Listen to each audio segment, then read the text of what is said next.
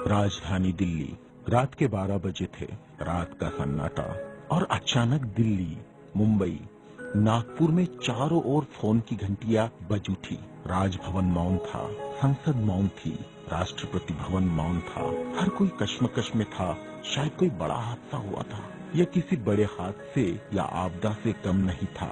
कोई अचानक हमें छोड़कर चला गया था, जिसके जाने से करोड़ों लोग दुख भरे आंसुओं से विलाप कर रहे थे। देखते ही देखते मुंबई की सारी सड़कें भीड़ से भर गई। पैर रखने की भी जगह नहीं बची थी मुंबई की सड़कों पर, क्योंकि पार्थिव शरीर मुंबई लाया जाना था और अंतिम संस्कार भी मुंबई में ही होना था।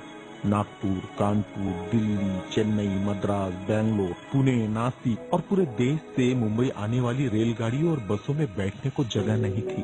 सब जल्द से जल्द मुंबई पहुंचना चाहते थे और देखते ही देखते अरब सागर वाली मुंबई जनसागर से भर गई। कौन था यह शख्स जिसके अंतिम दर्शन की लालसा में जन सैलाब रोते बिलखते मुंबई की ओर बढ़ रहा था? देश में यह पहला प्रसंग था जब बड़े बुजुर्ग छोटे छोटे बच्चों जैसे छाती पीट पीट कर रो रहे थे। महिलाएं आक्रोश कर रही थी और कह रही थी, मेरे पिता चले गए, अब कौन है हमारा यहाँ? चंदन की चिता पर जब उसे रखा गया तो लाखों दिल रुदन से जल रहे थे। अरब सागर अपनी लहरों के साथ किनारों पर थपकता और लौट जाता, फिर थपकता, फिर लौट जाता। शायद अंतिम दर्शन के लिए वह भी जोर लगा रहा था। चिता जली और करोड़ों लोगों की आंखें बरसने लगी। किसके लिए बरस रही थी ये आंखें? कौन था इन सब का पिता? किसकी जलती चिता को देखकर जल रहे थे करोड़ों दिलों के अग्निकुंड? कौन था यह जो छोड़ गया था इनके दिलों में आंधियां? कौन था वह जिसके नाम मात्र लेने से गरज उठती थी बिजलियां? मन से मस्तिष्क तक दौड़ जाता था ऊर्जा का प्रवाह। कौन था वह शख्स जिसने छीन लिए थे खाली कासे इनके हाथों से और थमा दी थी कलम लिखने के लिए एक नया इतिहास?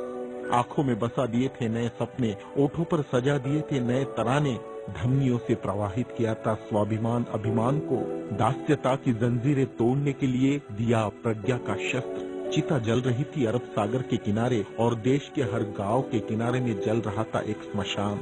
हर एक शख्स की आंखों में और दिल में भी, जो नहीं पहुंच सका था अरब सागर के किनारे, एक टक देख रहा था वह उसकी प्रतिमा या गांव के उस झंडे को जिसमें नीला चक्र लहरा रहा था, या बैठा था भूख प्यास भूल कर अपने समूह के साथ उस जगह जिसे वो बुद्ध विहार कहता था। क्यों गांव शहर में सारे समूह भूखे प्यासे बैठे थे उसकी चिता की आग ठंडी होने का इंतजार करते हुए? कौन सी आग थी जो वह लगाकर चला गया था? क्या विद्रोह की आग थी या थी वह संघर्ष की आग? भूखे नंगे बदनों को कपड़ों से ढकने की थी आग? असमानता की धज्जियां उड़ाकर समानता प्रस्थापित करने की आग? चवदार तालाब पर जलाई हुई आग अब बुझने का नाम नहीं ले रही थी। धू धू जलती मनुस्मृति धुएं के साथ खत्म हुई थी। क्या यह वह आग थी जो जलाकर चला गया था वह? सारे ज्ञानपीठ, स्कूल, कॉलेज मरुभूमि जैसे लग रहे थे।